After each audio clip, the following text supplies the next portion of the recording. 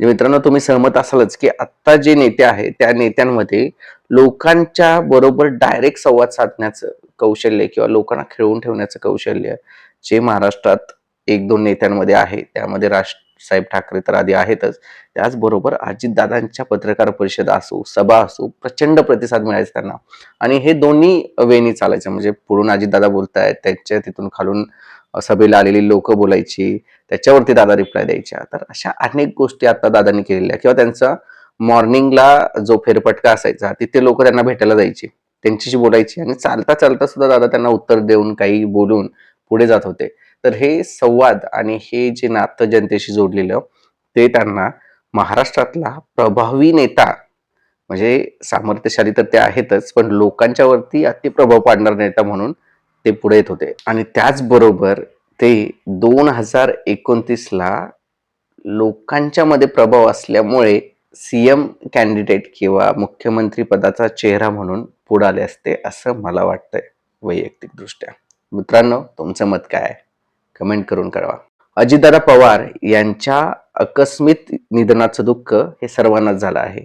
त्यामध्येही त्यांचे समर्थक, अजितदादांच्या बद्दल चांगल्या भावना ठेवणारी लोक यांना त्याचं दुःख अतितीव्र असेल. पण त्याचबरोबर एक गोष्ट आपण लक्षात घेतली पाहिजे की अजितदादांनी मागच्या काही वर्षांमध्ये अशा पद्धतीचं नातं, दृढ असं नातं लोकांच्या बरोबर, पत्रकारांच्या बरोबर, त्यांच्या अवतीभोवती येणाऱ्या प्रत्येक व्यक्तीबरोबर ठेवलेलं की प्रत्येकाला, मग त्यांचा विरोधक असो, राजकीय विरोधक असो किंवा त्यांच्याबद्दल कोणती सद्भावना न ठेवणारा व्यक्ती असो, त्यांना या त्यांच्या जाण्याचं दुःख अति झालंय किंवा दुःख वाटतंय. त्याचं कारण प्रत्येक वेळी दादांना कोण ना कोणतरी वेगवेगळ्या पद्धतीचा नमुना भेटायचा. दादा त्याला हँडल करायचे.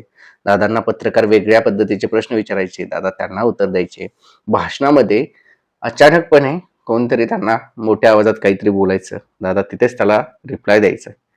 या सर्व गोष्टीमध्ये दादांनी लोकांच्या बरोबरची नाळ अति घट्ट करत जाण्याचा मार्ग स्वीकारलेला. आणि आत्ताच्या राजकारणात म्हणजे एकदम फास्ट फॉरवर्ड राजकारण झालेलं आहे. लोक आता या पक्षात, नंतर दुसऱ्या पक्षात, अशा पद्धतीनं राजकारण पुढे जाते. अशा वेळी लोकांशी डायरेक्ट संवाद ठेवणारा नेता म्हणून दादांनी एक वेगळीच प्रतिमा तयार केलेली. आणि त्याचा प्रत्यय तुम्हाला त्यांच्या कामाबरोबरच त्यांच्या लोकसंवादातून पण दिसून येतो. आणि याच गोष्टी दादांना वेगळं करत होत्या.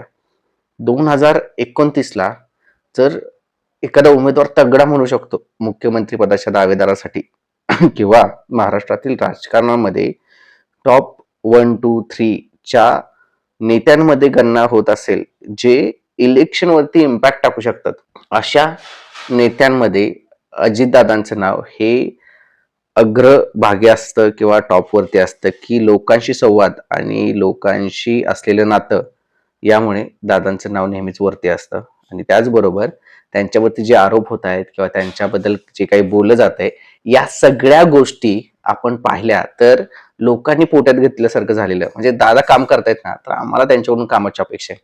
आणि त्या तर पद्धतीनेच लोक त्यांच्यावरती प्रेम करून, विश्वास ठेवून पुढे जात होते. आणि दादाही त्यांच्या वेगवेगळ्या पत्रकार परिषदांमध्ये किंवा लोकांशी साधत असलेल्या संवादामध्ये पूर्णपणे ग्राउंड लेवलला येऊन सहभागी होत होते. त्यामुळे ते आपलेसे वाटत होते.